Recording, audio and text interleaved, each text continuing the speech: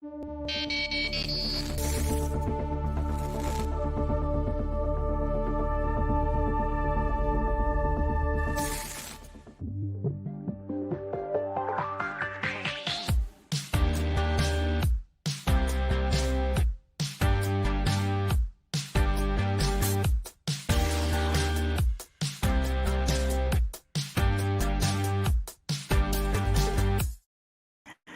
Friday, January 21st, 2022, and this is Dan Excelsior, the Mostly Marvel podcast. I'm Dennis, and I'll be your host as we review the latest Marvel happenings across all media, as well as the occasional off-brand superpowered story. And when I say we, I'm referring to an assembly of nerd Avengers that I'll waste no more time introducing. First up, he's back and ready to flex that PSN trophy count for 2021. It's Frank. Yeah, buddy. I love that thing. I like seeing all the ways that I wasted my life away and how many hours I've spent doing things that I could have been being more productive with, you know? That's called pandemic therapy, dude. Yeah, definitely. That's what that is. What's really sad is that my numbers are pretty high on Xbox and Switch also, so. Yeah. What I'm sad about is the link doesn't work for me. I can't get it to work. I want to know. So what do you think your most played game of 2021 is? Mortal Kombat? Well, I played that for a good few weeks, didn't I? Either a Mortal Kombat. Oh, Division? No, I didn't play that at all last year. Not 21. Mortal Kombat, or I mean, I got some good Fortnite in the last few weeks of the year. Yeah. I don't know if that was enough to count. But yeah, no, I always like getting those emails from them. I haven't gotten the email yet, so maybe that's why the link doesn't work for me yet. Because I know they don't all go out at the same time, I believe. Yeah, but whatever. I'll find out. I'll find out eventually what my stats are, or I'll rage all over the internet. But let's get some more people out here. I just wanted to put that one out there into the world.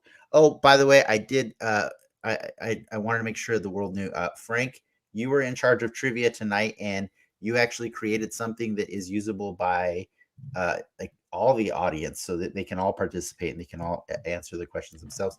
So there's going to be a link, I believe, that's going to be in our chat that is provided from Frank. There it is. It's in the chat already. And so everybody who wants to play later when we do trivia, there's your link. I'm promising, I think, that it's safe. Yeah, no, I'm pretty sure it's good to go. It only shows my balls maybe twice. There you go. And that's it. That's the best you can ask for, to be honest. All right. With that, let's move on to somebody else. Let's get our man behind the switches, fresh from the Tones and I concert in Fortnite. It's Ricky. That shit sucked. You went to see Tones and I, their one song?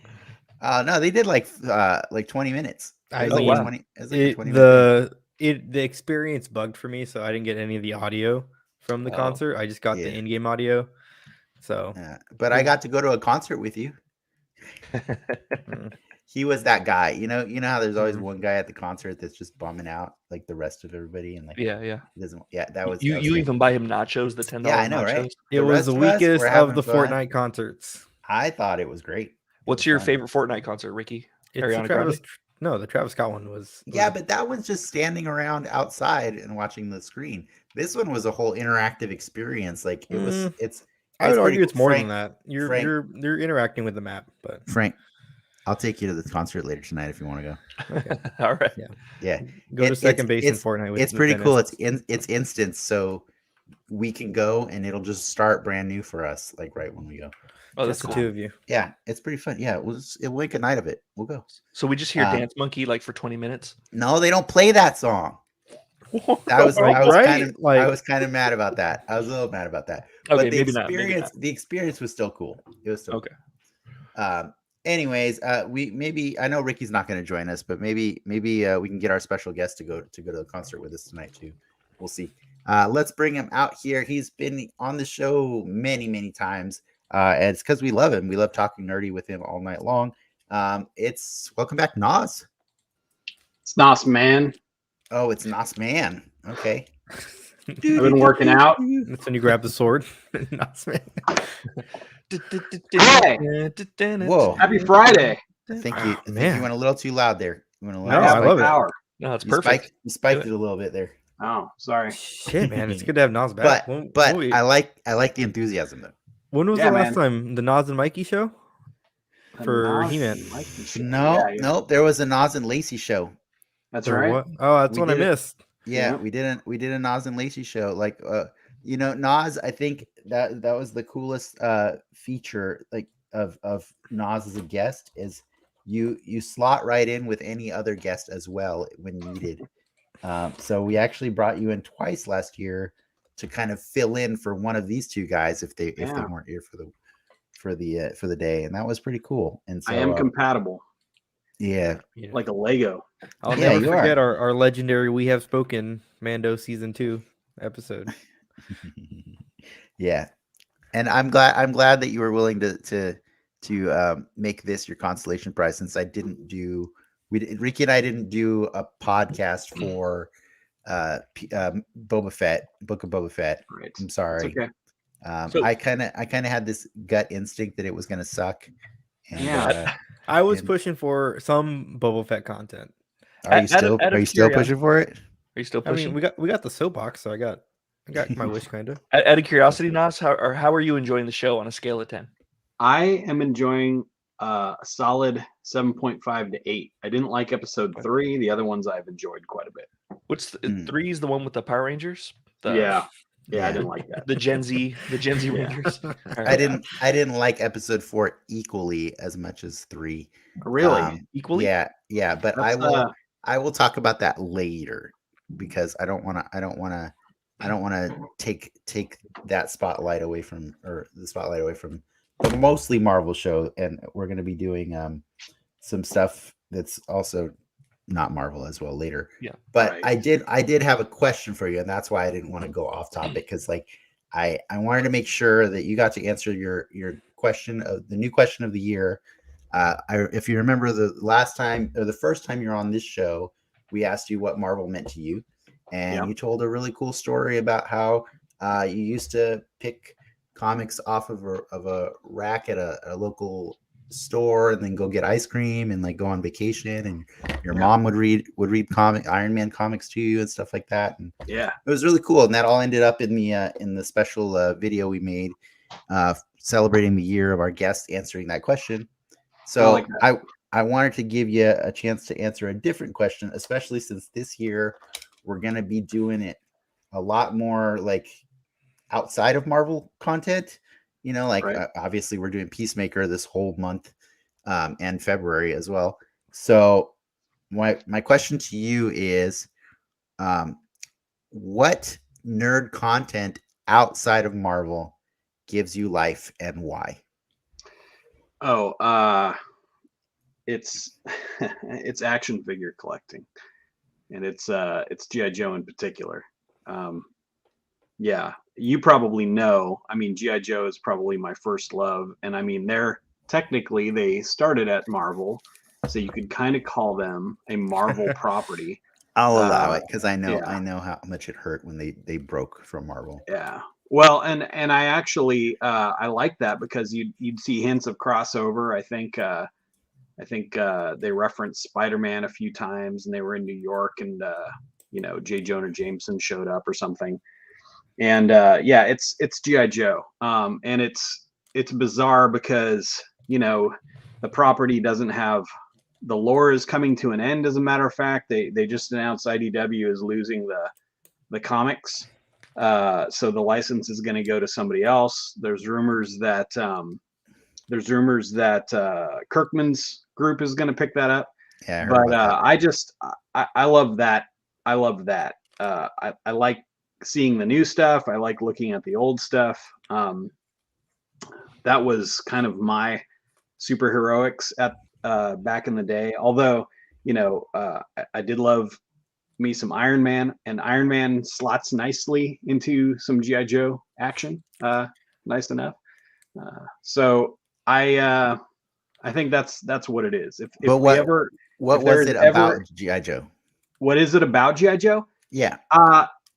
I think it's just the broad scope of semi-real world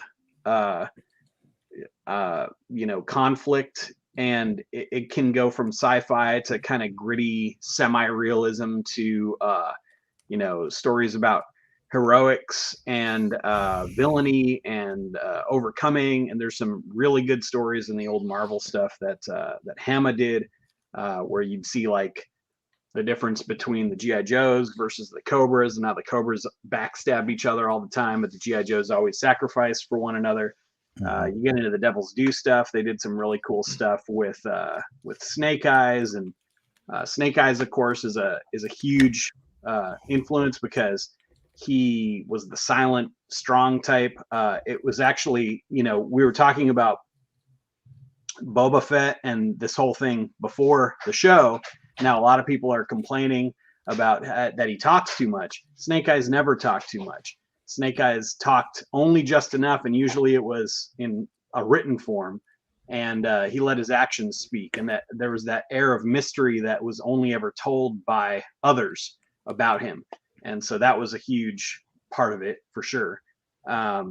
And then you just have this giant ensemble of people who could do anything and fit into any role, and we're always, like I said, looking out for one another. And there was little personalities that stuck out in that story. You'd have like these quirky side characters gosh, I wish I'd prepped. Ripcord in the comics was very different from who he was in the movie, and he had this huge arc. A lot of the villains got a lot of time. Zartan had a whole arc where he was bad, and then he wanted to be good, and then he got brainwashed and he was bad again, and it was just very cool. So yeah, if you line up a picture of 100 GI Joes and 100 Marvel characters, all the obscure ones, I'll be able to name all the Joes. A lot of the Marvel guys, I have to come to you and say, hey man, who is this guy? I never heard of, Yeah. I can't even tell you who I haven't heard of, but I can tell you who's in GI Joe, and we've had those discussions ourselves where like I can tell you all that lore.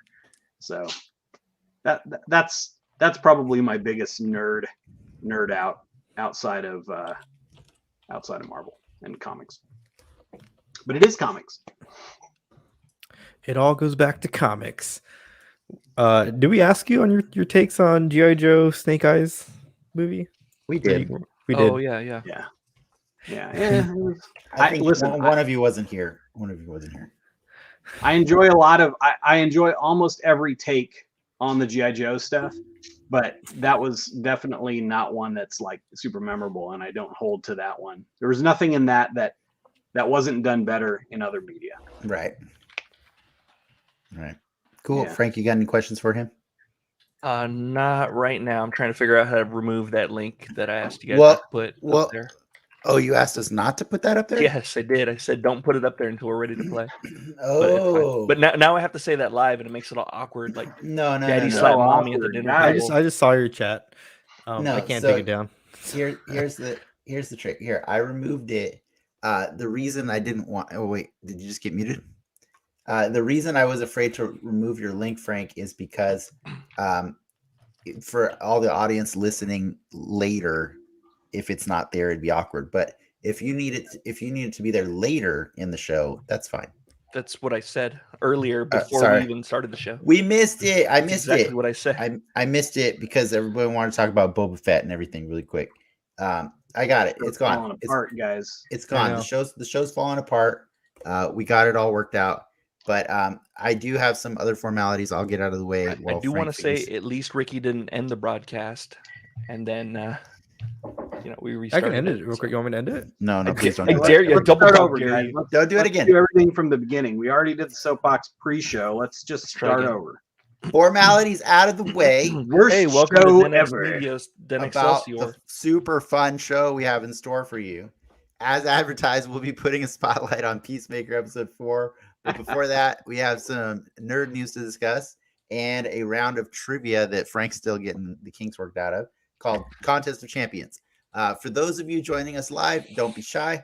We'll be checking the comments regularly. And if you can't get enough of us, you should visit patreon.com/DenXmedia, where you'll find a variety of creative offerings, including recent episodes of our live after show, Soapbox. Patrons get exclusive access to chat with us, But if that's not your thing, don't worry. We'll be releasing it to the public next week. Okay, cool. I got that out of the way. Nas, before we go on to the news, you finished a novel. I did. Yeah, congrats. I thank you. I was writing it for about a year and a half. It's way too long for the subject matter. It started, and I tried to make it a very pulpy novel, an adventure story about that's like a modern day Doc Savage type team, and it's ended up being 500 pages and way too many words.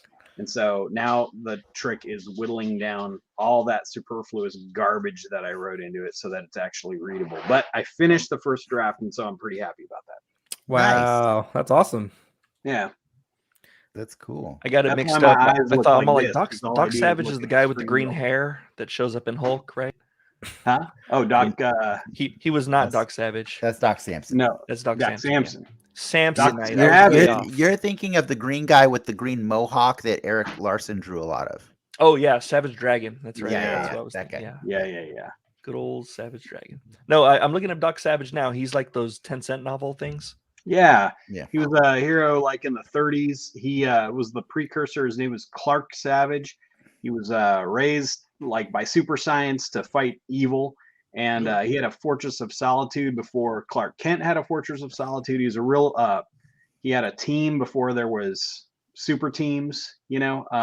He was like the precursor to a lot of what we understand in superhero stuff now. Man of Bronze, that's exactly correct. And He's made out of bronze. He's great. And so the Nice, stuff man. I did was the thing I wrote was definitely influenced by Doc Savage.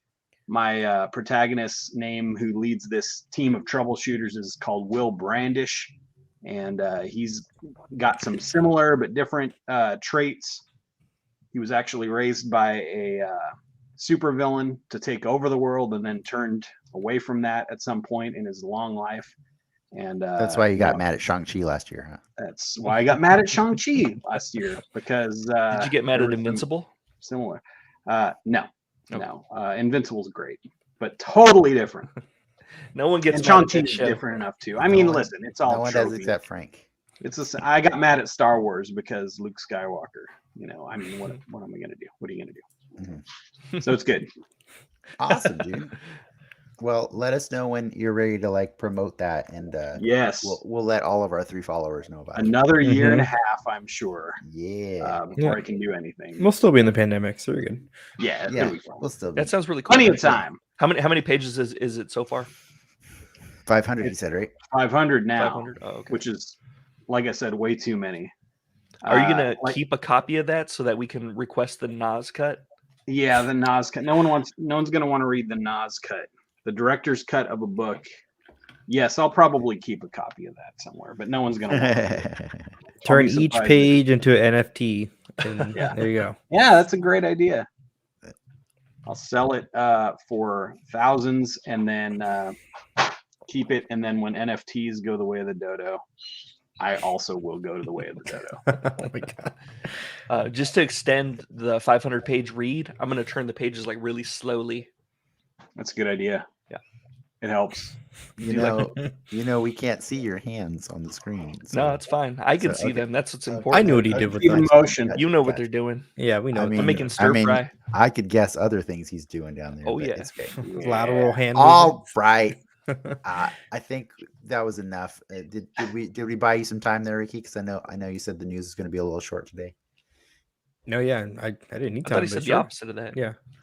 Oh, I thought okay. I'm just going to check out, guys. I'm Let's just gonna roll it. Yeah.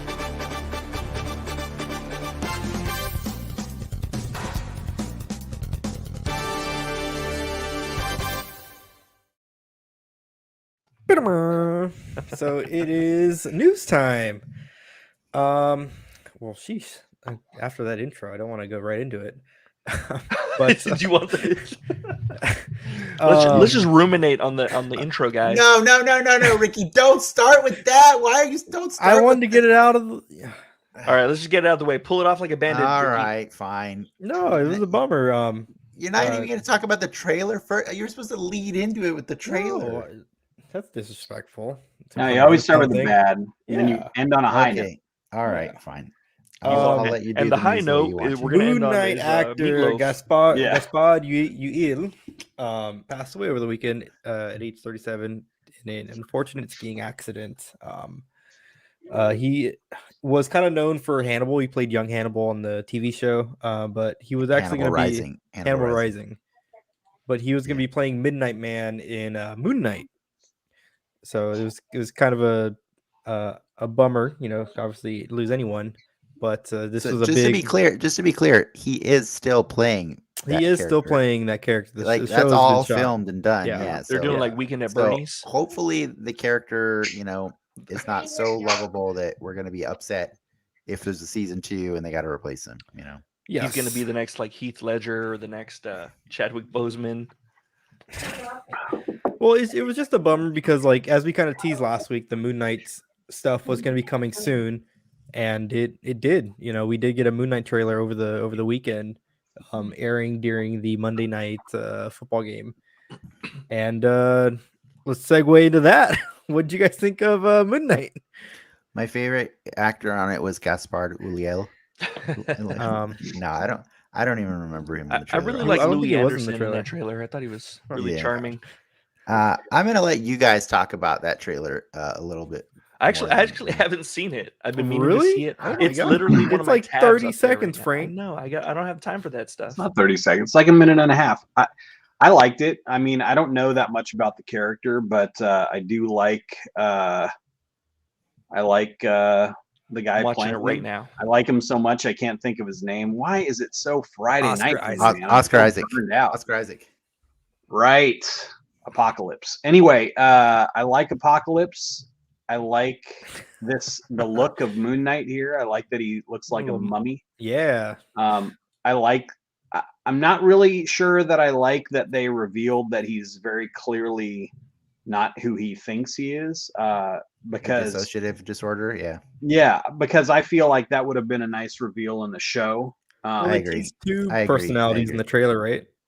Yeah, Mark but at and- least. I'm saying that could have been a whole reveal that you Yeah. do in like the first episode Well, of the show. I almost Yeah. guarantee that's the end of the first episode. Yeah. Yeah, I feel like You know what I is. mean? And it's like that's the whole point of putting it Moon into Knight, the show is you Mhm. reveal something about this guy that you show Yeah. is all weak all the way up through it, and then you reveal it. But Disney gonna Disney, I Yeah. guess. And I don't know. I think Yeah. the reveal will be what is the true story. I think that's the end one. Well, no, that's not the reveal because that's the trick with Moon Knight is you never know like Mhm. which one is the true story.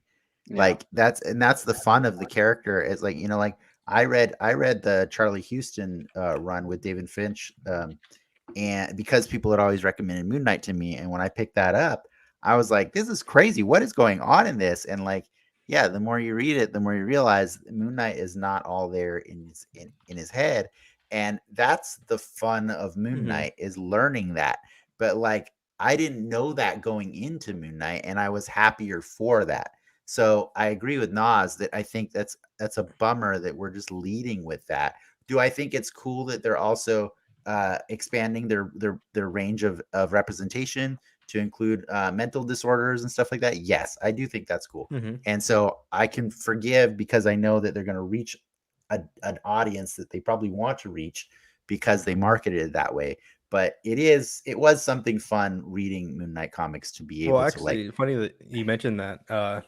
This, aside from the Falcon and the Winter Soldier trailer that aired during the Super Bowl last year, this is the most viewed Marvel Disney Plus first trailer ever, or highest. Yeah, trailer ever. because I think people want to know what the heck it is, Mhm. Like- And looking at the poster, got a little blood on the Moonerang or whatever it's called, right? That's kind of Crescent darts, I think. crescent darts. Moonerang sounds cooler. Is that right, Frank? Crescent darts, I think. Crescent. I don't think that one's a crescent dart, is it?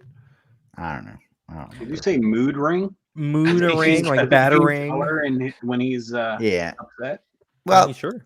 I'm down to watch it. I mean, obviously, we're gonna do a whole show about it every week for like 6 weeks. Obviously. 6 weeks. Obviously, So hopefully it's good. it's a Frank, crescent wait. blade. Yeah.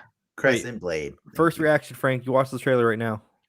I'm watching it as we go. I'm about 133 out of 157 of it, and This I'm guy's loving all, it's 30 seconds long. All right, we'll touch back in with Frank. it. Look, Um, we'll check back in with Frank. Guys, I'm here on the scene watching Moon Knight. Clark's in the audience giving his take. I'm looking forward to Marvel going in some new directions. Just like Dennis said, more representation and unique stories. There you go. It looks cool. I think my main gripe with it right now is that his costume is like hella Green Lantern CG'd. Yeah. Like looks Yeah. pretty bad. But it could be better, when it comes out. Yeah. They're pretty good. Like I don't know if you still haven't watched the Eternals yet, but like those deviants look way better in the movie than they did in the trailers. They did. Yeah. I saw it the other day, and I was very pleased Blue that they spaghetti. looked far better. Yeah. Also, those trailer. Can we talk about that for a second? Listen, that freaking movie, man. Those trailers and the whole everything leading up to that movie did that movie zero justice. Yeah. That movie really actually had some really good ideas. It really And did. when I watched it, I expected to dislike it, and I ended up liking it quite a bit. And I ended up That makes me happy. liking all the characters. I ended up liking the way they presented the humor. I ended up liking their existential crises. There were some things they could have done better, but in general, I liked that movie. I did not, and some of the most egregious things that they did in the trailers to make record skip jokes in the trailers didn't even play that way in the film. And it was so frustratingly lame that we had those trailers that really ruined it. Well, I mean, I'm sure those trailers are, run through test audience after test audience to optimize I don't believe for mass appeal, right? Like, I don't gotta- believe you. Yeah, You I don't gotta know if say- I It didn't believe work. that. I It don't didn't know if I work, believe Ricky. that either. I don't know if I don't know if they are testing those trailers among outside of internal groups that work in the company. Mhm. I think they think they have a formula and they have a group that they hire to do those trailers, and it has to fit the formula. And sometimes those trailers don't hit. I hated the Spider-Man trailers too. I really did. Yeah. And I don't think those trailers did the movie justice either. Right. But I think those trailers did what they wanted it to. That movie didn't need your justice. It Exactly. made enough Bullshit. money without No, it. that movie didn't need the trailers. Is really the point. Which I was Yeah. always making that point. Is they could have just not shown us those. Those and we Sony would've would been fine. never have the balls to do. No studio would ever have the balls. I to do wouldn't that. say never. Never say never. That's there's- if it's a marketing gimmick that can be executed for the first time and then hailed for its ingenuity. The it'll one be that done. did it for the first It'll be time in recent would be the Cloverfield Paradox. But it didn't really. It's still the second. Yeah, the Cloverfield regular did No, it. the did second- it well, really the- well. No, I'm saying saying the Cloverfield regular did it best. Well, they because- got trailers like a few weeks before the movie came out, though. Yeah. Yeah, They that's did. but I mean, The they Paradox. had already. Ricky's right. It just dropped instantly. The trailer Cloverfield trailer Paradox went dropped out a, That was on garbage. Yeah, Yeah. it was hot garbage. Yeah, It I was was hot trying to think of garbage. one that was a pretty good movie, and I think regular Cloverfield. 10 was the pretty second good. Cloverfield dropped the trailer like a month out. And it was I think it was just one, and that one's pretty good. That movie's the best of them. Yeah. Yeah. Then Yeah, I agree. Cloverfield Lane. And Mhm. what I like is that it seemed less connected to the first one than the Cloverfield Paradox seemed. Obviously, they tried to connect it to the first They tried movie. to ham fist it, not Ham. Well, Connected to Total the- ham fist. Cloverfield Paradox, that was if now we're getting like on a tangent. Oh no, that was an you're- entirely different I know where movie. where you're going, and you gotta And- show some restraint. Here, And Ricky. You can show some no, restraint. long story short, when Bad Robot bought it, they tweaked it to fit it into a I see. Cloverfield movie. So Yeah. Yeah. anyways, And it didn't work. It still didn't work. sucked. So Did not work. I'm glad you liked Eternals. Let's move on to the other news. Okay. alrighty. I like that movie. We got a I new like it a lot. Kickstarter for a Marvel version of Zombicide. It launched earlier this week. Pull up the page for us real quick. Did it launch earlier this week? I Kickstarter. thought it only has 15 days left, or like a few days left. I'm not sure if it launched earlier this week, but it definitely got marketed like a lot bigger. Who? Mhm. Wow. It's got 12 days to go, right? Yeah. 12 days to go. 4 million already they made. So it's Wow. basically a Marvel Zombies spin on the popular Zombicide game. I've never Eh. played this game, Frank. Frank, you said you love this game. Can you tell me about it? Yeah, it's great. It's a how can I put it? It's a cooperative board game where you're a bunch of survivors. Each survivor has like a different talent, and you're kind of searching around for items. And there's usually some way to get out of them or to win, either by killing all the zombies or like getting from point A to point B or like collecting a series of items or something like that. Each game scenario has different ways to win, and the zombies spawn randomly, so you can totally get effed and like swarmed by zombies if you're completely unlucky. Are you excited about this game? I'm very excited about It this looks game. cool. Yeah. Have you backed it already? To be honest, I forgot about it until we're talking about it Galactus right pledge now. right now? So I'm gonna back it right now. I've got another game called Final Girl where you play the final girl of a horror movie. Yeah. I'm backing season 2 of that, so I totally forgot about that too. So I need to back them right now. I don't know about you guys, but it always leaves like a scummy taste in my mouth when like a bigger property like a Marvel does a Kickstarter. You know, I was just gonna say, what state is Marvel in that they have to, like, anything has to kickstart with the Marvel name? It's just weird to me that this business would lease from Marvel and it would be a Kickstarter. Well, I think it's to really like to hone in on like who your audience is and like only make to order for that Yeah. audience.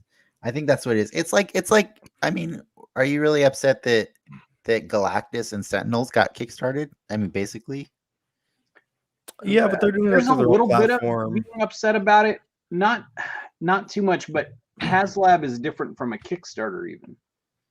And Kickstarter, Yeah. I think, I guess my issue isn't so much the crowdfunding pre-sale, because I think that there is something to that. Like, I did the same thing with Hero Quest through HasLab. Mm-hmm. But the thing about Hero Quest through HasLab is they are now selling it to the mass market. Yeah, and they'll probably that do the same thing with this thing, right? Exactly. Like they said, okay, we see that there's enough interest, right? But I think there's something weird about, like Ricky was saying, like there's something weird. Like I feel like it's for like the indies, right? You want it's for the little guy. Because it takes for sure. Because they're invading into the space of people who are like trying to present a new idea. And so now you have these Kickstarters that are going, oh, we'll just stomp on the new ideas too. Like we were already stomping on the new ideas with our business because we have like all the audience. Yeah. Well, now we'll get into Kickstarter, and now we'll take your Kickstarter money also. And so you're not even looking at these new ideas. So that's kind of frustrating. I get you. If you have a Kickstarter allowance, then for sure they're taking a bigger slice of the pie than everybody else. And the Galactus pledge is like $410. Mm-hmm. Yeah, it's a lot of money. Gonna have to do it. Like, yeah, I bet you that Galactus is way smaller than the one I get next year. Oh, wait, not next year. This year. We can make them fight. Is that Galactus $400? We'll see if it's this year. Mine was. I think his was. I thought it was 4. I thought it ended at 4. Mine is 4, but it's but the one Frank's getting is 410. 410. You're getting it and I get a free Zombicide game with it. And you get an unpainted Galactus with no articulation. I get Silver Surfer and Morg and Frankie Ray. I get a bunch of different heroes. It looks like. and the zombie forms. Doomhead. Congratulations. Anyways, speaking of Marvel Legends, I think you had one last piece of news, right? We had 2, but we can just skip the one and go right to yours. Oh, let's go to the Marvel Legends roundup. Yeah, what you got for me? Cool. Oh, what do I got for you? I thought you were gonna bring this one since I didn't have the actual news, but I do know for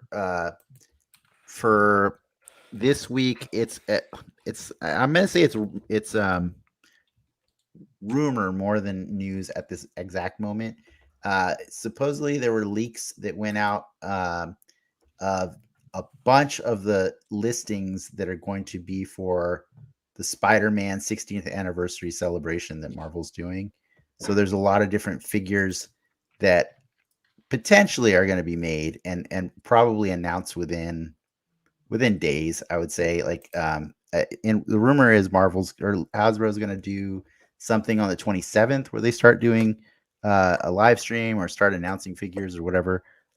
It could be later than that, but so far the it's a bunch of different figures, not just one wave. It's all under the subline of 60th anniversary. We've got Null and Venom 2-pack because we saw that Null figure last year. Presumably the Venom that's going to be packed with him is going to be a repaint of that animated series one that we saw last PulseCon, Cool. which everybody wanted. Everybody wanted the clean painted one that didn't have the red and blue colors. Spider-Verse Penny and Spider 2-pack, since those are the only two characters that they have not made Marvel Legends of from Into the Spider-Verse as far as That's a cool one. the hero team. Supposedly they're doing a Homecoming 2-pack of Ned and Peter, so you can get them, I think, out of costume. I remember at the last live stream, one of the teases they showed was like a school backpack. So I'm gonna guess that backpack is for Peter Parker. And then another one, Frank. I don't know if this one excites you. Supposedly they're doing a 2-pack of Renew Your Vows, Spinneret, and Spider-Man. Oh, that's pretty cool. Yeah. Are you familiar with who Spinneret is, Nas? No. That's Mary Jane with spider powers in an alternate Wow. universe. That's her name, Spinneret. Spinneret. Yeah. It's kind of like a spinner, but you know it. She Yeah. is good SEO. Spinneret. mean, I like her think- costume though. Her costume's cool. I think It's we should like- have more yeah. Ets in Marvel. Hulk Et. No, You- it's you not. remember It's the- not at like that. Like the actual Marvel name Ed? of. I think that's the name of the part of the Marvel body on the spider that creates the. The Uh-huh. anus? Yeah, Uh-huh. so it's not ETTE. It's not that kind of et. It's just Oh, Spinneret, but it is though. like Oh, the noun. but Sure. it is. But it's Um, Okay, Named after I got the some- but orifice? do you guys remember Super Mario It's Brothers Super named Show? after an Yeah. orifice. Yeah, okay. It was like when they touched the fire flower. Like if you can imagine Peter Parker touching the fire flower and then becoming Spinneret, that's basically the costume scheme. Like all the blue stuff becomes white, and then he keeps like the red. Like it's super weird. It's cool. I like it. I enjoy it. That's sick. I can't wait to fucking buy toys again, which I What don't want about to do. what about Amazing Fantasy 15 Spider-Man? It's pretty cool. Does it come with the dude, random dude that you You carry? That want- would be so awesome if it did. Fabric nets or plastic nets? I think With the I want armpit a nets, yeah. I think I'd want a fabric, yeah, but I wouldn't be opposed to seeing the armpit net if they, because they've done like Spider-Woman, they've done it so she has two different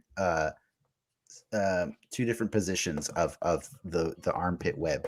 So she has one that's fanned out and then one where her arms are down. That Mhm. makes it a little bit more posable. I'm actually super stoked about that Toei Japanese Spider-Man. Well, I was just Yeah. gonna say it, but there you go. Yeah, they're cool. supposedly they're doing the Emissary of Death. I thought he's the himself. emissary of hell.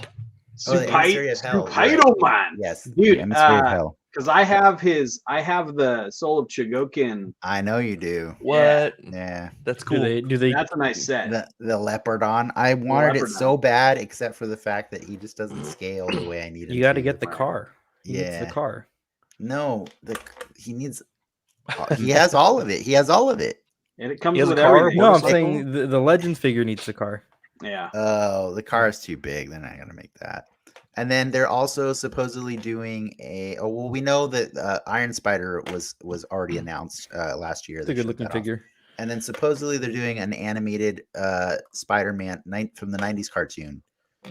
So we can get that version of him. I'm gonna assume he's gonna have all the lighting colors the way the Venom did earlier in the year, So He's gonna have your, spider blood, radioactive spider blood. yes. Okay, yes. good. Did your symbiote Spider-Man Yes. come in yet from the show?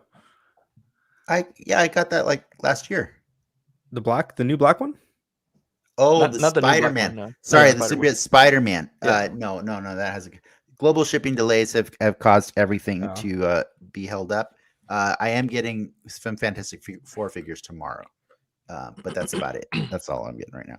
And then also, by the way, if you want to consider the leaks, there were some Black Panther Wakanda Forever leaks as well. Just as far as 2 comic book figures that are going to be included in the wave. There's going to be another Black Panther. Who knows what version it's going to be. And then there's also supposedly going to be a Hatur Zarazi. That is, I'm kind of bummed about that because that's technically an army builder. That's a special forces group of the Black Panthers. They actually all look like white Panthers, but we'll see. We'll see if any of these rumors are true. I believe probably a lot of them are. Do we have On any that- idea what the plot of this new movie is going to be? I don't want to speculate it because it's going to hurt my brain. Yeah. Well, It's on gonna hurt Dennis's my brain. note, what is the Dora Milaje special ops team called? You mean the Dora Milaje? Do they have an elite? No, the with Dora Milaje? the Dora Milaje? There is a team within them that does Black Ops. Uh, I think it's called like Midnight something. I'm not sure. But I'm anyways, looking it up. back last year, they announced that Ryan Coogler was doing a Wakanda-based show, and that had come out this week as well. It's going to be based off of that particular group. Midnight Nice. Angels. Midnight Angels. There you go. That's cool. I didn't know about that. That's cool. Yeah. And I think that's all we got for the news because we do got to get to Frank's game before we We switch got over to Frank's fun Peacemaker. game. But I just want a shout out to some of the people that are in the audience right now. Hey, how's it going? Welcome back to our fellow fans, and we'll be chatting more with you. But get ready now to do some trivia with us and enjoy the game that Frank's put together. Go for it, Ricky. Oh, God.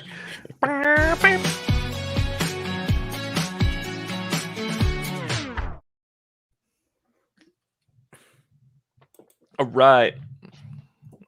Is that me talking? Sorry, Okay, I talked good. too long about toys. I'm sorry. That's what Very good. happens. All I'm Nope. thinking about is the Dora Nicki Minaj, and sounds really cool. Okay, so I got a trivia game.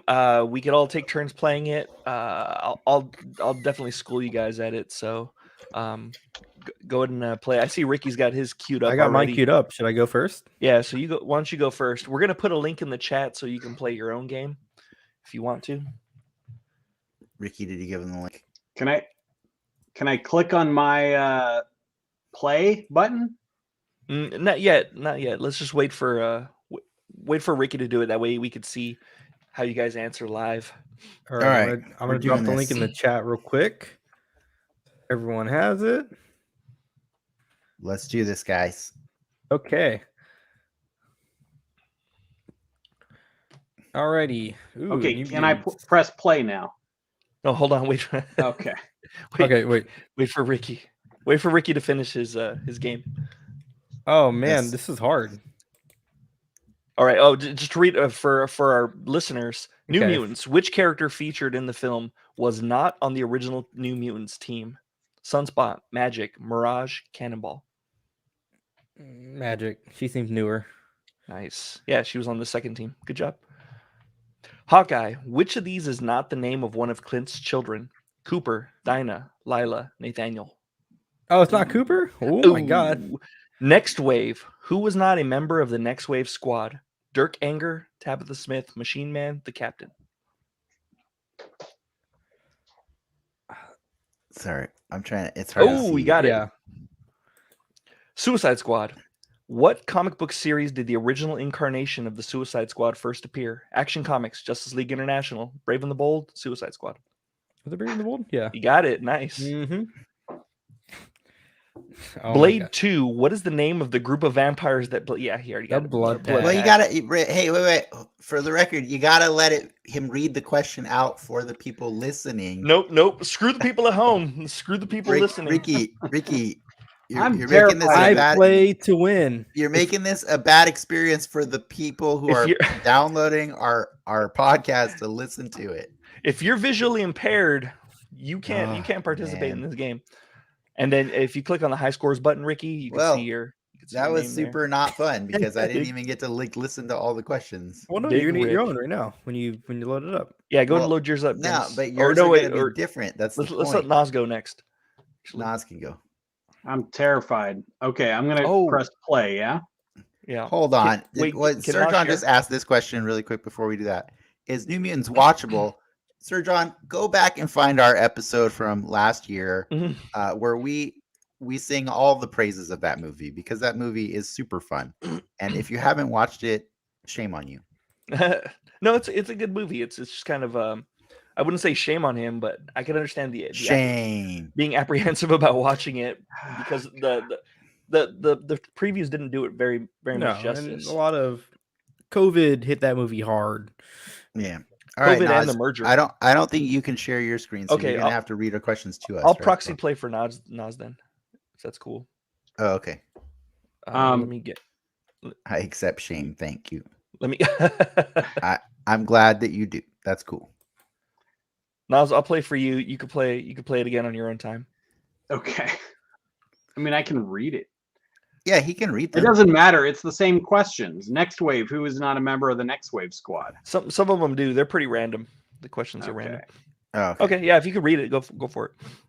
And I can't even remember the right answer. Who was not a member of the Next Wave squad? Dirk Anger, Tabitha Smith, Machine Man, or the Captain? I know Machine Man and the Captain were members.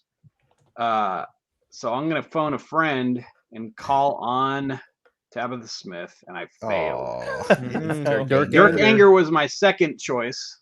He's the villain. He's the villain Amazing of the story. Spider-Man. After the incident on the basketball court, Uncle Ben tells Gwen he is cheating on Aunt May. Where's that? That's it. Wait, that's the one. Shoot. No, Peter's uncle, Peter's probation officer, Peter's tutor, a pathological liar. I'm going to go with, is this it from the movie? Yeah. Amazing Spider-Man? Yeah. Oh, yeah. Uncle Ben was in that? Uncle Yes, Ben was in that, it's Martin Sheen. His probation Martin officer. Sheen. Martin Sheen. He's actually like Tiger's blood. Uncle he's Ben actually tells like- Gwen he is the president of the United States. Peter's uncle. Wrong. Okay. Howard the Duck. I'm 0 for 0, guys. Here it is, Howard the Duck. You'll make it up. What was the place the unemployment office sent Howard to work? Ocean of Love, Volcano of Love, I know Lava this of answer. Love, Tunnel of Love. Was it Volcano? I have to remember this from 1985. Oh, I'm going to go with It's Volcano, right? Tunnel of Love. Fail. No. Okay, Loki.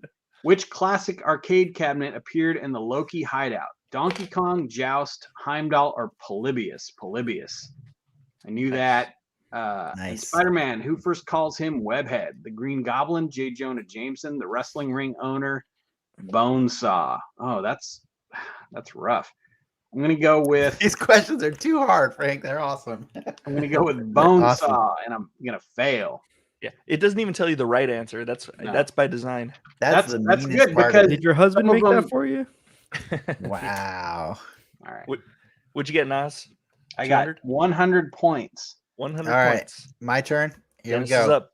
Here we go, guys. I'm going. New Mutants. Which character featured in the Nice. film was not on the original New Mutants team? I'm going to go with Magic because that's the correct answer. Ghost Rider, Spirits of Vengeance. On whom did Nicolas Cage base his performance? Peter Fonda? His pet snake, Peter England, Peter Fonda, Frank Langella. I'm going to go with Frank Langella. Are you It's not. serious? It was either him or Robert England. It was not Frank Langella. It was Oh. Was it Robert England? It was. No, it it was was his Frank pet snake. Langella as Skeletor. Yeah, that's what I was going for. No, he based it on his pet snake, and that's why I put Frank Langella Oh, on there. is it? Gotcha. There's a door. Oh, turn it down. Maybe a a snake does Turn it that down a all the little bit. time. There's bees. Frank or Falcon and the Winter Soldier. What does GRC stand for? Global Representation Council, Global Regiment Council, Global Reuniting Corporation, Global Repatriation Council. Hawkeye. Get wrecked, Council. Which of these is not the name of one of Clint's children? Cooper, Dinah, Lila, Oh, I know what it Nathaniel. is. It's Dinah. Yeah. No, it's No. not. No. It's Nathaniel. Which one's Dinah? Dinah is I thought he had two boys and one girl. no, he has a Lila. Lila is what's it called? Lila's the one that's made up. That's the Lila, he met her at a swamp. Oh, He met her at okay. a bar down in Old Soho. Howard the Duck. What was the place the unemployment office sent Howard to work? It's volcano or lava? I think it's Lava of Love. There Lava you of go. Love. Lava of Love. Well 390. done. I win. These are really hard, Frank. Yep, for you Yeah. guys. It depends on Well, which yeah, questions 'cause you you get. wrote 'em. Like I didn't write them. if Dennis would have got the Spider-Man ones, it would have been over. I think. I don't know. I'm not sure. How many times do you have to watch Howard the Duck to say that you shouldn't have watched Howard the Duck that many times? Once. Well, Once we is, did it one more than that for sure, Yeah. at least. Yes. Well, there's the game, and then anybody else who's interested is welcome to go check that out as well. And by the way, we've gotten the second reminder from the audience, volume FYI.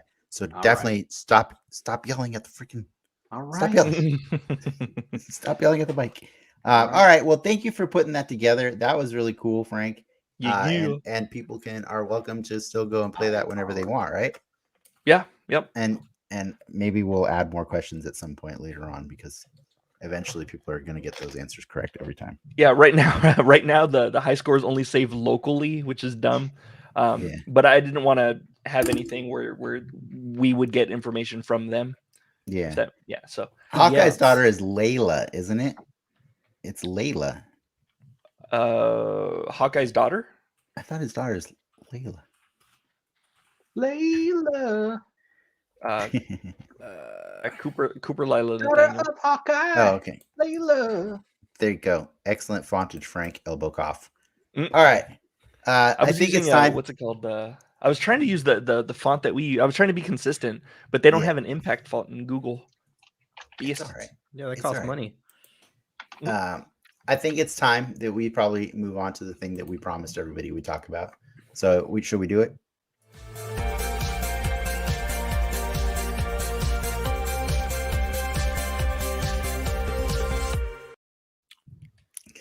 Oh man, I love the title of this episode. It's so good. All right, we're putting a spotlight on Peacemaker episode 4, aka The Chode Less Traveled. But before we do, spoiler warning, if you haven't watched it yet, please turn away and come back when you have. You can thank us later. So just a quick recap of this one before we start talking about it. Following a somewhat successful mission, Myrn recruits Vigilante. Meanwhile, after learning that the team helped land his father in prison, Peacemaker confronts his complicated past. So yeah, that's kind of the synopsis. I think that's a pretty good synopsis, but like, I just wanted you guys to just go and talk about what your thoughts are for this episode, and then I can share some of mine later as we go along. Nas goes first. Ricky. I didn't say anything.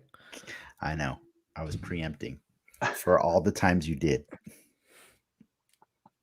What am I going first with? What are you asking me? I'm just like, tell me what was the thing that I mean, one, did you like this episode? Did you dislike this episode? I did. And what sold you on it, or didn't? I did. So I watched all 4 of them. I watched the first 3 last night, and I watched episode 4 this afternoon. Wow. Yeah. And I don't know. Time got away from me, and then I realized I had 3 episodes to watch all at the same time. It was crazy.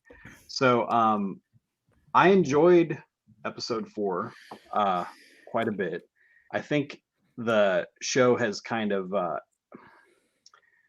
it's doing some good James Gunn things where it's got these it presents these cliched characters and sets up expectations, and then kind of tries to tear those expectations down by showing either vulnerability or just some interesting aspect of the character that maybe you didn't think you'd see. I'm curious to see how they do that, what they end up doing with his dad, because his dad's being set up as a total piece of crap. But I anticipate that they're going to do something to show even how he became that way, or they're just going to totally throw him under the bus. Yeah, that guy. But what I liked about the episode was I liked Vigilante. I like Vigilante quite a bit. I think he's pretty funny. Although when again, just watching it all in a row, my first impression was poor man's Deadpool because he had the mask on. He was doing a lot of miming. He was moving like Deadpool. He was quipping a lot. Interesting. Okay. And I was like, oh man, this guy is like, I don't know, like I agree. It's trying too hard. But when he went in and he got manipulated and he went into, so spoiler alert, him going into prison and in the most awkward way possible, him going into the jail and starting a fight with the white supremacists made me laugh out loud and kind of get excited. I really liked that scene. I also stole liked the show, man. He stole that episode. It was really good. But I also really liked, which is why they put him. I mean, his face walking through the prison is like the picture for the episode, right? Yeah. So it's very clearly like he's the big moment. But I also liked that Dad Maker didn't fall for it, which I thought was kind of interesting. Yeah, because I'm really curious to see Maker. because they're touting him as this big kind of. He's kind of a badass. Like, how did he get all this stuff, right? That he's providing Peacemaker with. He's clearly something's up with him. So I think if they had gotten a fight, I think Vigilante might have been surprised by this guy, this old man. So it was pretty good. It was interesting. It's got the surprise ending. I won't say right now, but the surprise ending that absolutely wasn't a surprise to me, where I was just like, okay, yeah, I mean, I kind of expected this coming. So it was cool. Ricky, you want to go next? Yeah, no, I agree with Nas on a lot of it. I think the big difference is rather than Nas, who watched it, pretty much back to back to back, we had the week gap where we got to let it sit. A lot of this episode, I kind of got over the James Gunnisms, like I feel like his stuff kind of only works in a movie type of setting, and seeing it play out, like I don't know if I could ever do like a Deadpool show. It just seemed like it would stop being funny after a while. Interesting. But the vigilante stuff kind of turned it around for me in this episode, because I was 100% expecting Vigilante to like totally be down with the white dragon. So when he wasn't, why? He kind of the way they built his character, like how in the third episode he was giving him crap for his dad being racist. Kinda, but I don't know. Kinda. I just felt like he wasn't gonna go all the way with it, like. So to see him act on it was really cool. Also, yeah, don't cosplay the White Dragon at Comic-Con. Just throwing that out there. Not a good look. Someone's gonna do it. What if that's the only character you see yourself hopefully as? My PSA gets out there. Man, Frank. But I really liked his. I thought representation matters. No, I'm confused now. You just can't do the White Dragon. That's the one costume. Wow. That and sexy Chewbacca. Those two out of Comic-Con. No, that one matters. That one. What about Black breakdancing Hitler? Chrysanthemum? Can you be breakdancing Hitler?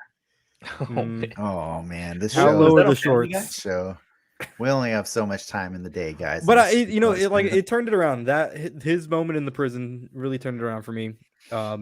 I'd be curious to see going forward if my sentiments on the James Gunn stuff kind of continue or not.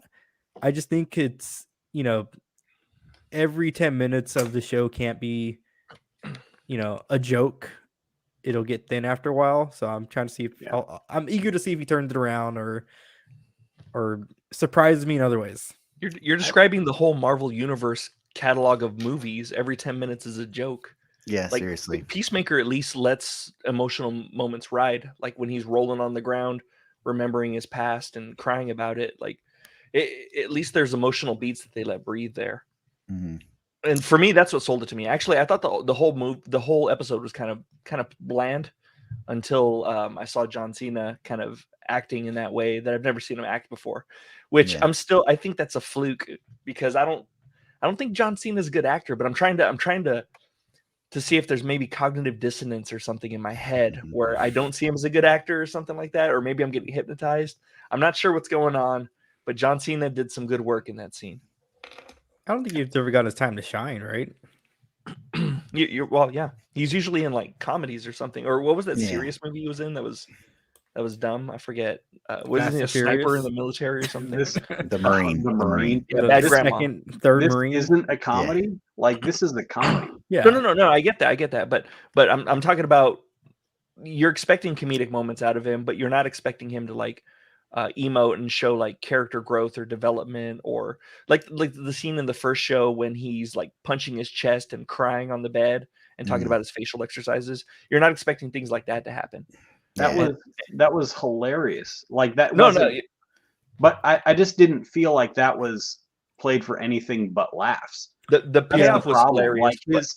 Like his but him emoting crying is character growth. Like he's showing that he's confused, he's conflicted about his morals. Yeah, but I they kind of top agree. it off with him doing like a shotgun rip with the fucking butterfly, No, you know. well, no, he's talking about the first episode.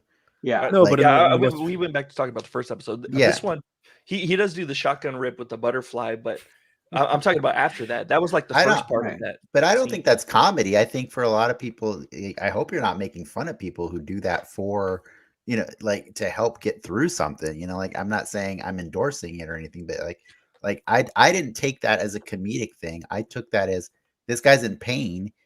You wouldn't make fun of somebody for drinking a bunch of alcohol, like right before, to deal with their emotional troubles. So like he wants to escape. That's what I took that as. And so I don't mind that he was doing that. I agree, but I think the performance of it was done in a comedic way. That's my point. Like I didn't see like his performance being radically emotional. Like when I watch it, I'm like, oh, here's John Cena pretending to have an emotional moment.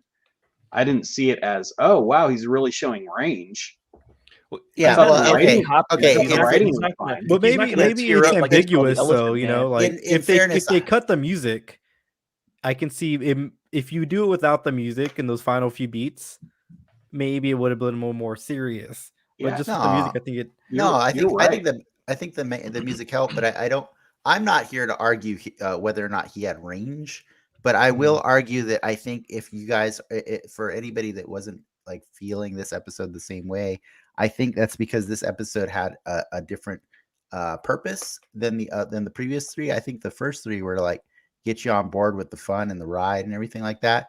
But I thought the coolest part about this episode is that it did that tonal shift in the way that really good comedy can do. Like comedy can get the best emotional moments out of you because they make you laugh for so long. And so I really appreciated that we got that rise of like vigilante at the prison just saying the most ridiculous things to white supremacists and then beating the crap out of them. It was all just this amazing laugh out loud moment. And then you go to Peacemaker at the end, who's reliving this horrible trauma that we're seeing. And whether or not, you want to argue his acting, I'm not trying to do that, but I'm talking about what was shown on the screen. Those flashbacks, those were horrible. Those are pretty horrible. And I wasn't saying that John Cena is going for Oscar bait or something like that. I was saying that John Cena was impressing me with his acting. Because he'd kind of gone a little farther than he had before. No, for sure. He's normally in comedies. Out of anyone, his stock is going up after this show already. I will agree that scene was brutal, but I was more emotionally invested when Adrian came out of prison and he was like, I think I made it worse. Like sitting down he was like, I think I made it worse. I was like, oh yeah, like this, I believe this scene. Yeah. That whole stuff with the flashback, I was like, yeah, I believe that's awful. And that would turn this guy into this terrible person. But I don't think that the performance was, or even the direction of that scene was as good as even Vigilante coming out of jail and having that like, I tried to do something that I thought was good and I blew it, which was almost the exact same type of thing, but done so much better. Well, that's still to my point though, that they let those emotional moments breathe a little bit. Like you didn't immediately get like a dick joke when No. Vigilante came out and said That's because Yeah. the whole episode was named after a dick joke. which is fine. That maybe Marvel should do that. Maybe they should have Chodians of the Yeah. Galaxy or something. Yeah. It's the difference between James Gunn's writing too, and for instance, Taika Waititi, which I think I've said on the show, like he pisses me off because he does too many jokes. Like he never lets an emotional moment breathe. Yeah. Well, He's got to throw something in ridiculous, and James Gunn knows when to like. Hold on one second, like let's people count.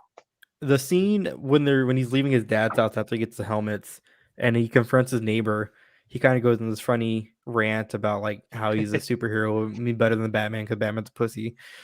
But it gets a little serious at the end of it. Those are the moments that I'm looking for because he calls him out like, "Yo, Batman's like letting the people go out who really need to die," and I don't think they play it as a joke. It's played very seriously. I want to drawing his also line mention in the sand and and saying he's frustrated. who he I want is to as also a mention character. that he said that Batman doesn't kill. I know. Bullshit, Peacemaker. The Snyder's Batman killed a lot of people, but it's fine. Killed a lot of It's people. fine if they're trying to like clean it up a little bit. It's whatever. It's cool. Well, I mean, Or the maybe, public doesn't maybe, know. or Frank, maybe Peacemaker takes place after Flashpoint. Oh, that would be sick. No, Yeah. also he also name dropped some villains. Yeah, he Yeah. said they named up And the heroes. Joker. It was weird. and Matter Eater Lad as well. Yeah. I thought that was Yeah. really cool. When did I'm he all like, name drop Dollman? That was in like episode 2 Oh yeah, or like 3 2 or something. Yeah. 3 or Oh 2, yeah, it was yeah, a 3. something It was like that, 3. yeah. because there's such a bigger It's all bleeding universe. together for Nas. There's such a bigger universe in Suicide Squad than there is in everything leading up to it, and it's a little bit jarring because and I kind of wrote this in the notes, like everybody knows of capes and they're all dealing with it, and like those cops are like Gotham PD style, like, oh, I hope this isn't a cape problem, you know. Yeah.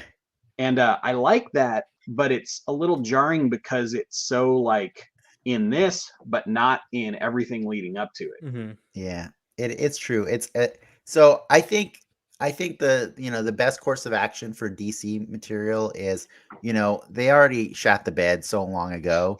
Let just enjoy each individual piece by itself, and if it happens to flourish and become something bigger that spins out of it, cool. So like I what I think you're saying is this one seems to get the DC universe better than most of the other things that have tried to get the DC universe. Mm-hmm. And so I think it's funny that there's so much hate, like out there that like, oh, I don't want to watch that one. That looks stupid or whatever. And it's like, all right. I mean, that's your loss. That's your loss if you're choosing not to watch this show, because this show is taking the risks that nothing else is willing to do right now. You know what I mean? So like, I would love to that. see this show's numbers post Flash's release to see if there's like a spike.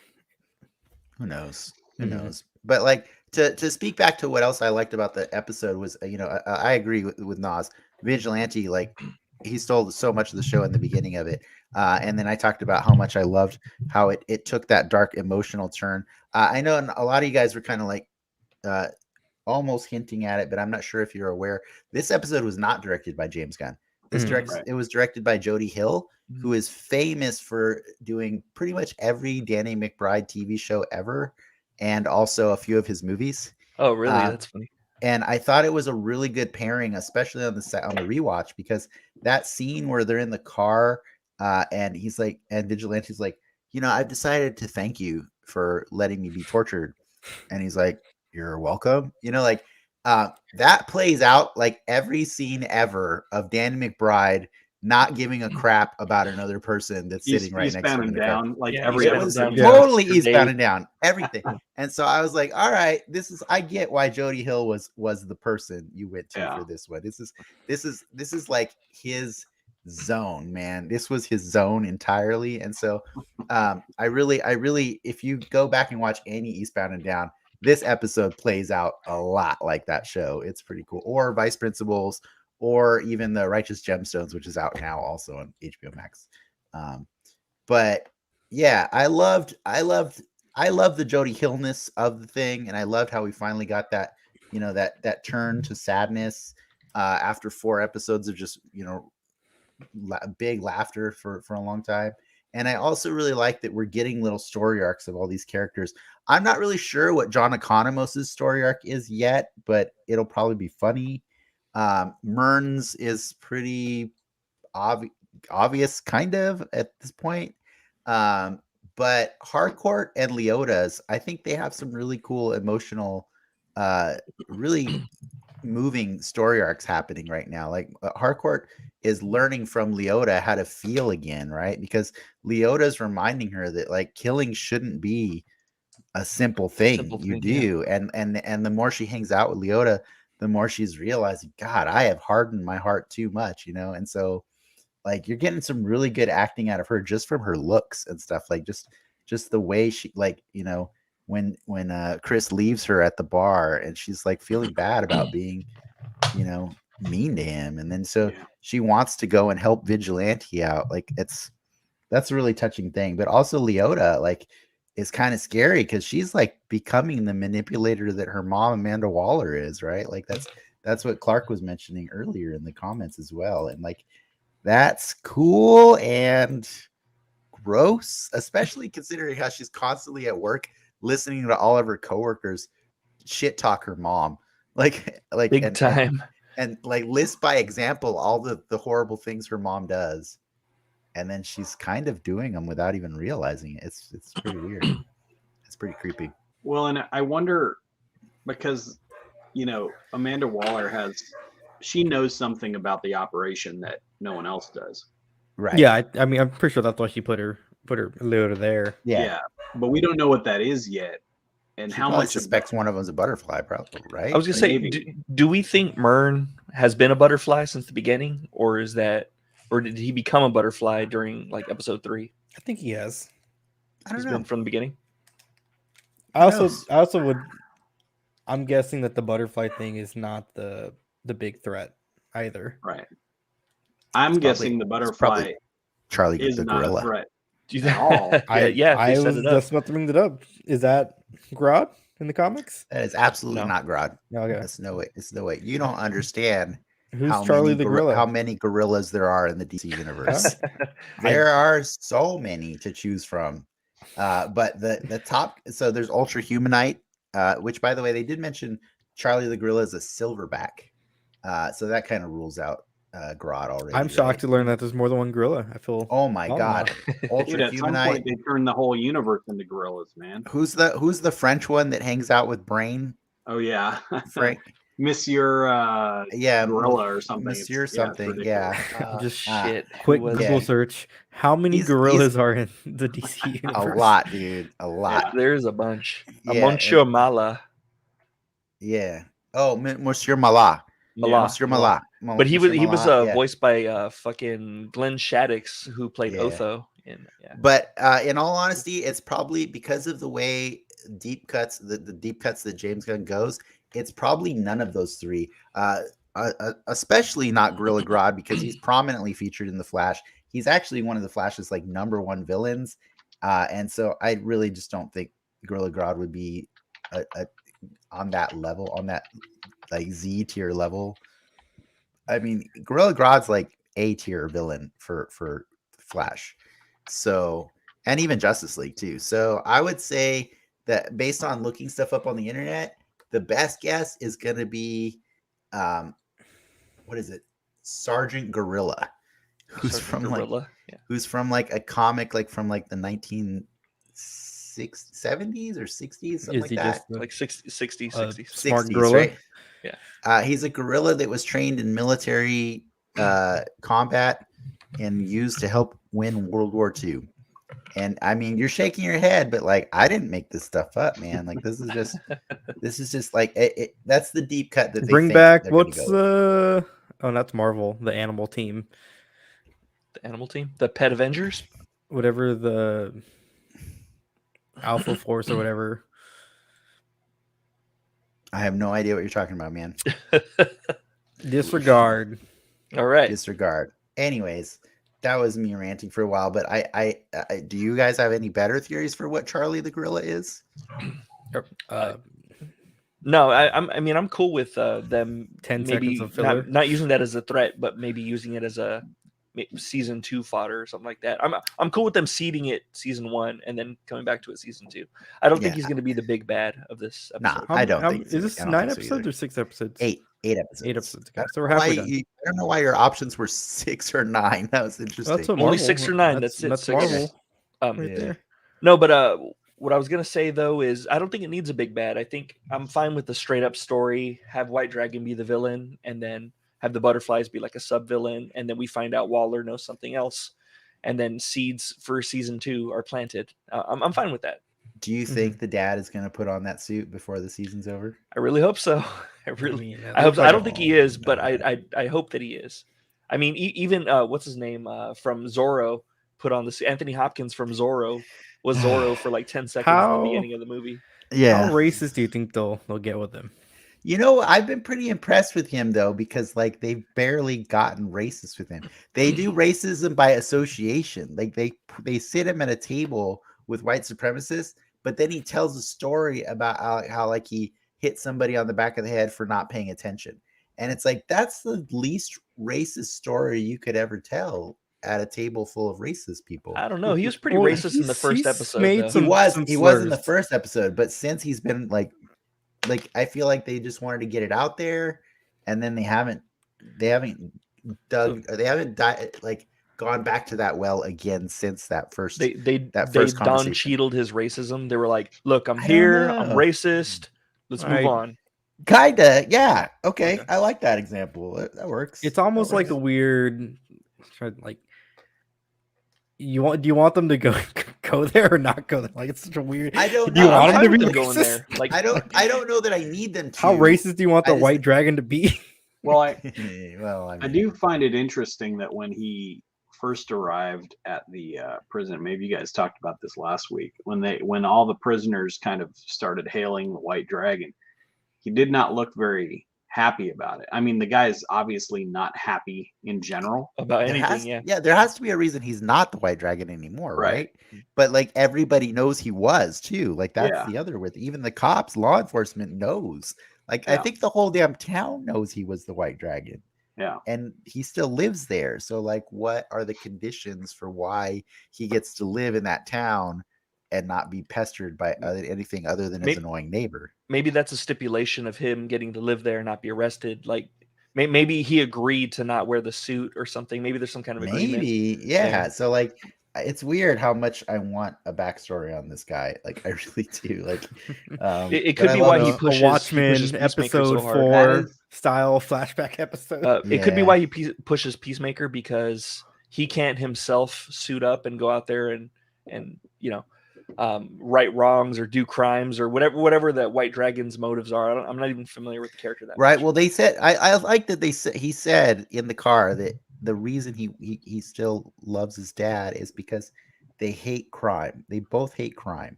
Yeah. That was their only place of bonding, and like he so desperately wants to still feel the love of his father, and so he's willing to look past a lot of other baggage, a lot of crap, to get there. And that was really touching, and I felt bad for him, and I think you're supposed to feel bad for him in that moment. But like I gotta say, I was a little thrown off by like Vigilante's response when he said, because I love him, and he's like, huh. And I just to be clear, in episode 3, Vigilante, when they threatened to go and kill his family, he was like, too late. Right. Did Vigilante kill all of his family? Like I don't think he cares. I don't think. yeah, that's fair. That's possible. I think don't know. if they did, or if he did, he doesn't care either way. Fair. Vigilante seems to not have a conscience when it comes Yeah. to killing No. people. But he seems very happy and supportive of his dad, who left his mom to go be with another man. Yes. They're in You know, love. They're in he's- love. He certainly does. That was a Yeah. pretty funny scene. I like Or- scenes like that. Or maybe he's just bluffing, in that moment, because like he's really bad I at mean, bluffing. he does break down at the end of the episode Yeah, he does. when he Yeah. he admits that he fucked up, and Yeah. That was a good moment too. But I don't know if you caught this last week because I'm pretty sure you didn't watch our show because you hadn't caught these 3 episodes yet, Nas. But I mentioned last week that the guy playing Vigilante, Freddie Stroma, he is actually a replacement actor. No. The original actor dipped out of the show mid-production due to creative differences. Interesting. So they had to replace him. And I love a story where you get to see somebody else fill in the shoes of somebody who was chosen and just knock it out of the park the way he's doing. Like he's got a lot of depth to that character that he's added. You know? Yeah, exactly. Who else? Yeah. Michael J. Fox. Mhm. Eric Stoltz Mm-hmm. from Back to the Future. No, the other way around. Oh, sorry. No, wait. Michael J. I thought Fox. we were talking about the people that are losing out. I thought we were giving that one out for the home. Oh, no. We're talking about the people that we're talking about the people that suggested they got that to jump, one. They got to jump in and knock it out of the park. Sorry. Yeah. I was backwards. I was backwards on that one. Yeah, you were. I'm all Don pouring out for Cheadle, Eric Stoltz, man. Hugh Jackman. Don Cheadle. Yeah. Yeah. Well, Which no, is Don Cheadle, that's different because we got to see both versions. I'm saying. Yeah, never- Ricky. Damn it, we never- Ricky. I we repeated never- what you said. We never get to see Eric Stoltz's Back to the Future. That's not Well, a thing. there's scenes out there. Ricky, You I don't don't know see if it. there's scenes. Oh my god. Yeah, I've there's seen like the pictures. They I've shot seen like the half Mike the movie. Barnes from Karate Kid 3. Oh, Mike Barnes. There you go. I don't know why that matters, but I'm willing to check to see Mike Barnes this past season of Cobra Kai. I was surprised that we didn't. I'm checking the comments now because I wanted to let you guys get a lot of stuff off out there about Peacemaker before I check the comments or before I brought up the comments. And I have this one from I had a game or a question here from Sea Cow Soda. If each of you were a chode, what kind of chode would you be? Is that how you spell chode? I thought it was always CHOD. Yeah, I thought it was OD. I don't think it matters, but that's the way it's spelled in the episode. But that's what you took from that question. So cool. Yeah. Cool. I would be the good kind, Sea Cow Soda. And that's just my preference. Yeah, we don't have to all answer that question. I'd probably be Chode McBlob from Tripping the Rift. He was, that's quite the deep cut. That's almost as deep a cut as the Apple Dumpling Gang. Yeah, that was so good. I was like, "What?" I lost my mind when he said that. I'm all like, "Man, I've never that's seen that amazing." movie, but I had to look it up, and I was like, "Okay, apparently, if I want to watch that, I can watch it on Disney Plus, Disney right? Plus." Yeah. I don't know what kind of chode I would be, but I do know what happens to a chode that gets struck by lightning. Oh my god! The same thing that happens to everything else. Oh That's true. man, It's true. I like the Flintstones push pop chode. That's what I like to be. What's the over under that Judo Master actually did replace his heart with his kidney? yeah, that's got to be 100%. I'm thinking It has to have happened 1 or 2 times at least. Yeah. Probably. Yeah, it probably did. That'd be funny. that'd be pretty good. Yeah. Um, And then Sir John, I know you got some opinions, and I wanted to get that out there. Have you seen the John Cena memes? Honestly, I'm skipping because of John Cena. So many DC characters to do instead of John Cena's Peacemaker. Literally anyone else. I think the exact opposite. I think he's the reason to do it because he's a blank slate. That character has existed in modern DC comics since 2019, and that means that fans can't project what the character's supposed to be onto it, which is I think the exact problem that Boba Fett is having right now on TV. It's a really weird thing to be watching Boba Fett and Peacemaker weekly. Like those two shows are exact opposite ends of the spectrum for me. And it's because one I have expectations of, and the other I have zero expectations of. which one's which? I have That's zero curious. expectations of Peacemaker. The one with the helmet. right? Oh, okay. Yeah. Oh, I see. Yeah, no, like I don't like. I mean, do I think I'm going to be entertained by Peacemaker? Yeah, but that's because it's James Gunn. But do I care what he does on his journey? No. But I will say that he's done a lot more growth and just interesting like action in his show than Boba Fett has so far. Like every episode is just like, wow, that was like I watch them one day apart, you know what I mean, every week, and it's really weird. It's really weird to see one versus the other and know that like this is what happens when you let James Gunn play with the untapped resources, you know what I mean? So like I don't know why you would instantly, if you're a fan of the superhero genre, I don't know why you would deny yourself something entertaining like this. Like I find the impatience of a lot of fans really weird out there that like this should be happening before this and this and this. It's like, guys, it's all bureaucracy that prevents the things you want to happen from not happening right away. But like, trust that one day you will get the thing you want, and you probably won't even like it when you do. And it could literally be one studio exec that had a bad day. Yeah, and exactly. didn't want to have like Obi-Wan show right away or something. Why worry about the things that you don't have, and just try to find a way to enjoy the things you do, or at least try watching the things that you're not sure you're gonna like. Try to enjoy Boba Fett, Dennis. I try. I swear to God, I try. I really do. And I try. I try. But then every freaking episode starts with him in the back of the tank in his blue wet underwear. What's wrong with that? Yeah, I like that. You get Tamora Morrison undies and then John Zaddy. Cena undies back to back. I'm not even going to dignify your question with a response because one of them rocks those undies better. You know. Yeah, I'm not going to say who. We know which one. What's wrong with it. Yeah, we know. We know. We don't have to say who. Yeah.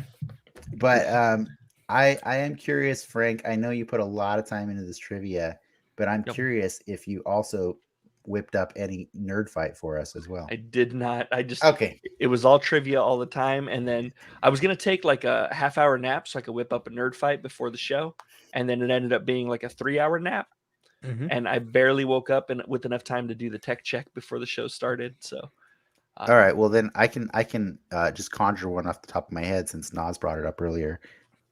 Deadpool versus Vigilante. Who wins? Oh man, Deadpool can heal. Vigilante can't. He has a fucked up toe. I mean, Deadpool would win in a straight out fight. Who's I want to see win? Probably Vigilante.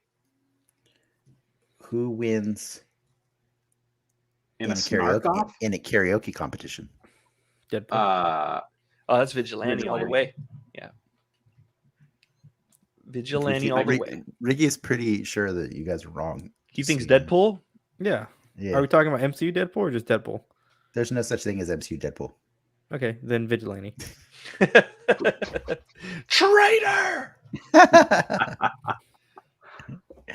Not quite yet, unless you count that one commercial he did one time, which was really weird and awkward.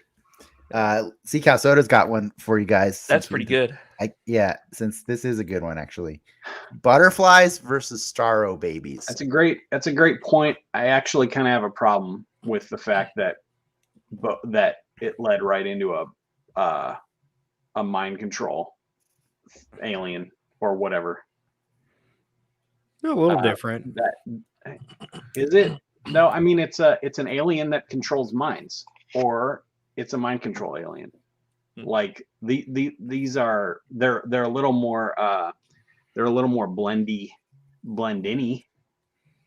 But I find that they're a lot more. You can't put a trench coat and a hat over a Starro head. Yeah.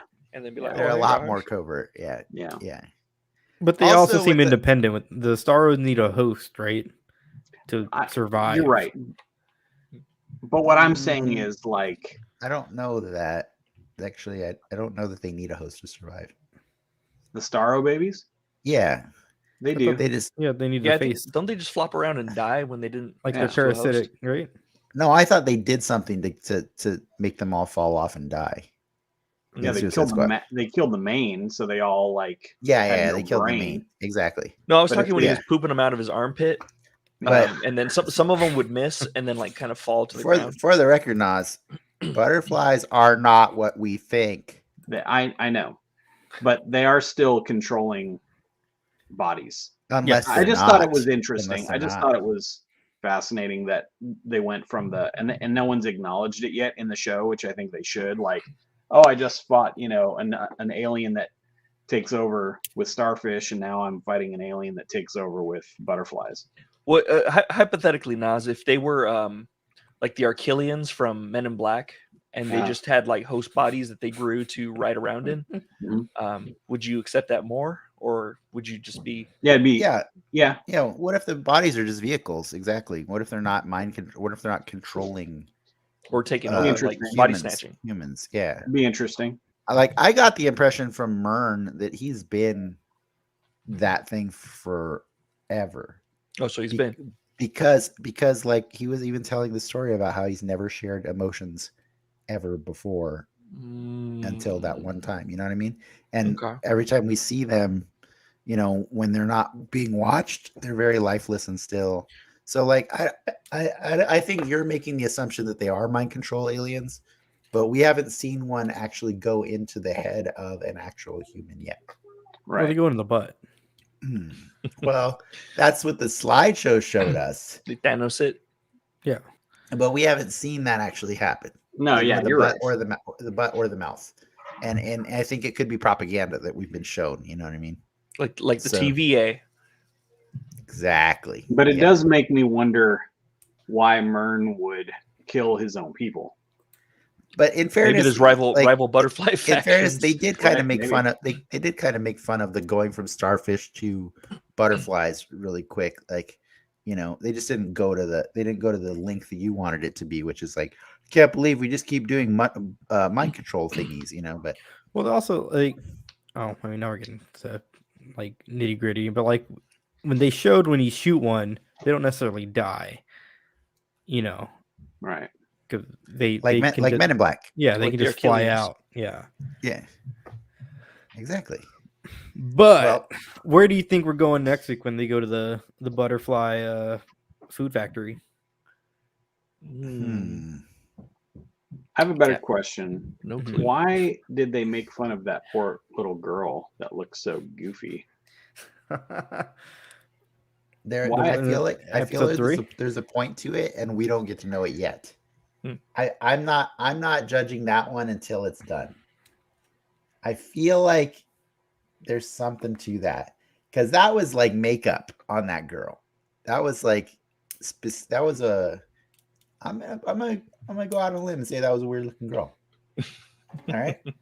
I'm gonna say like that was intentional. Nerd fight: girl from episode 3 or girl from Hereditary? Oh man. See, now you're making it weird. Now you did a weird thing there. I don't know, but I feel Nas, if they don't ever acknowledge it, then that was a weird thing. But in fairness, John Cena was trying his hardest to be respectful about her. You know what I mean? Like, but there's a lot of body shaming going on in the show in general. Like a lot of people are hating on him and his bubbly physique or his giant head or his whatever. Easter Island head, as Oliver called it. Exactly. So how do we feel about kind of giving away the allegiance swapping of Judo Master in the opening credits? I don't know that we're giving it away in the opening credits because, everybody's dancing in the opening credits. Like everybody's dancing in that. Even White Dragon's dancing. Even the White Dragon's dancing there, and the janitor from the first episode. Yeah. Like I don't know. Are we going to see him again? I wish we would. Hope so. Yeah, with those moves. Yeah, I will say that the opening credits that interpretive dance scene is like one of the best intros I've ever seen on a TV show, and I love watching it every week. It's so hilarious. Pretty funny. And Ricky's over there shaking his head no again. It's fun, like it, but I definitely hit skip. I know you do. I know you do. I can't hit skip. Actually, even if I were to hit skip accidentally, I would just rewind it. I have to hit skip twice because they play like a stupid ad before, and then I saw the making of it on TikTok today. It was cool. behind the scenes of that scene. So how did they not bust up? I tried doing that with my wife, and we just started laughing. They did a lot of takes and a lot of rehearsal with masks on. Yeah, they were. You get to see them all doing their pandemic mask rehearsal dances, and it's just funny. But one of the things that Danielle Brooks, I believe his name, Yeah, Danielle Brooks, who plays Leota, she says in the behind the scenes, like one of her favorite things about that dance is that you just get to see so many different body types, Yeah. like all doing this dance together, and it's just a really beautiful thing to see. And like, I agree. Like, and so like, I think the show allows for room to be like to show all this cool representation, but at the same time, like every now and then, we're gonna make fun of each other a little bit. You know what I mean? We're gonna poke fun at it. But like, I do think that with the girl, I want to believe there's something else to that little girl because like everybody else who gets body shamed in the show gets a chance to stick up for themselves as well. And that little girl just got shot in the face. So like, you know, I know. So let's. I think we're gonna get a story about why at some point. It just feels like very James Gunn. Like we're gonna see the factory where they make these bodies, and we're gonna see that they got the rejected suit or something like that. You know what I mean? Like that particular butterfly got the shaft. Whatever. What? I mean, do you not want that? Do you not want to see that? I'm okay with a child looking how they look. I don't need an explanation. That child was intentionally made to look bad. All right. It's just a joke. I think I don't even remember what the child looked like actually. It's part of a bit.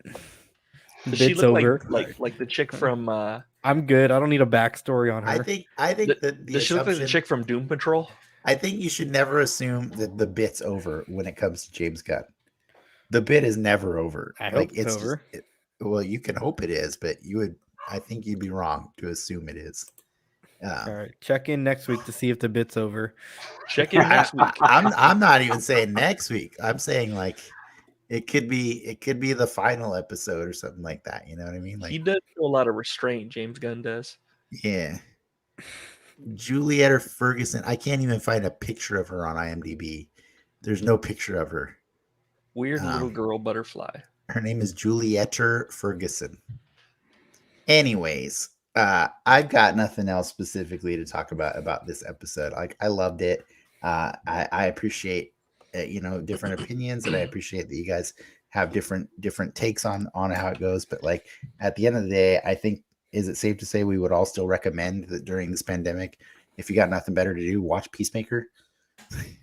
Yeah. Definitely. Yeah, if you're prepared for the HBO isms, for sure. The HBO isms. Yeah. I see like a sideways picture of her. Man, they're really limited on pictures of little girls online.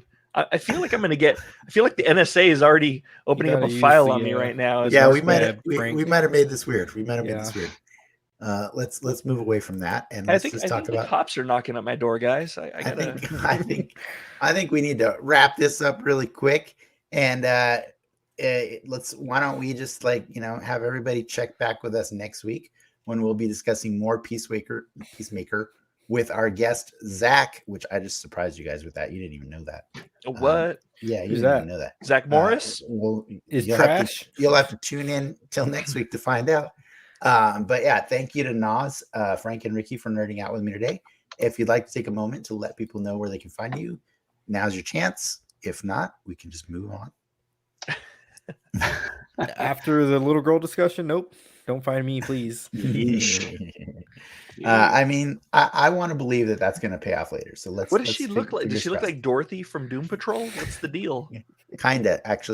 Does she really? Yeah, that's pretty close. That's a pretty accurate description. But worse? No, I don't know. She's worse than Dorothy? I don't know. No. I don't want to do this anymore. Dorothy looks like yet another monkey from the DCU that Ricky doesn't know about. Thanks to our patrons for supporting our growth, and to our audience for tuning in. Ape, sir. If you had fun, please, Frank, what can they do? And please don't mention the little girls anymore. Yeah, I'm not going to mention the little girl. Just smash that like button, subscribe, leave comments because it really helps, and go and play the trivia game. Try to break it. Let me know. I've already corrected the mistake that I made, so.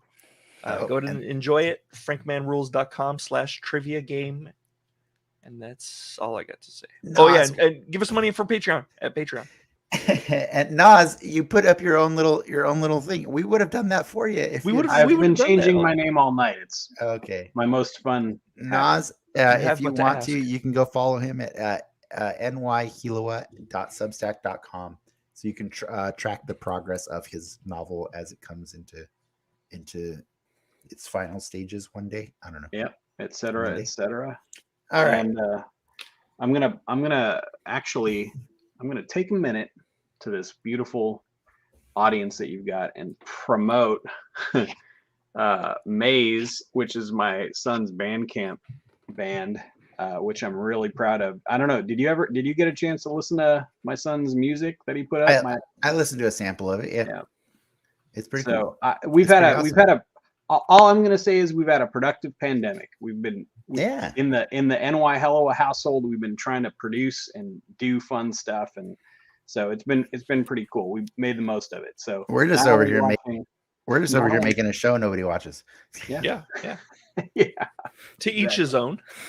Yeah. But we produce something. Whatever. I've put 600 hours into my PlayStation gaming. Well done. Productive. But yeah, where can they find your son's Bandcamp? Maze M4ZE on Bandcamp. Nice. Is what you'll find. So yeah, it's like background, like ambiance kind of music, right? Ambient. Like, Yep. Yeah, it's pretty cool. I dug it. I did not go and like buy it or anything like that. I know. I don't buy music really. That's all right. He's all especially from unproven kids. Yeah. He's not unproven. Yeah. Unless it's You Greta got Van it. Fleet. Look at There you that. go. Awesome. Good. All right. I think for reals now, we're gonna wrap this up. And I just want to say thanks for watching Dead Excelsior, true believers. Enough said. See ya. Soapbox, gonna Thanks, get weird. guys. These guys want to talk a lot. Oh, yeah.